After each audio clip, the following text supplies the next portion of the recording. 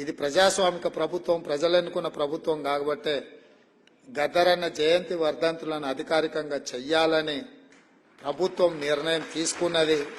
దాన్ని శాసనం చేయడం జరిగింది.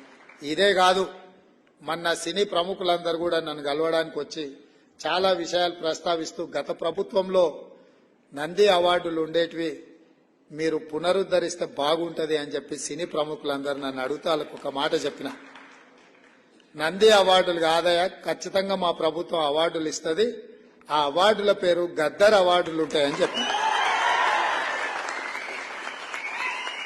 తెలంగాణ రాష్ట్రంలో కవులకు, కళాకారులకు, సినీ ప్రముఖులకు రాష్ట్ర ప్రభుత్వం తరఫున అధికారికంగా ఇచ్చే అవార్డులకు గద్దర్ అవార్డ్స్ అనే పేరు పెట్టి గద్దరన్నను గౌరవించుకుందామని చెప్పి ఈ వేదిక మీద నుంచి చెప్తున్నా. ఇదే శాసనం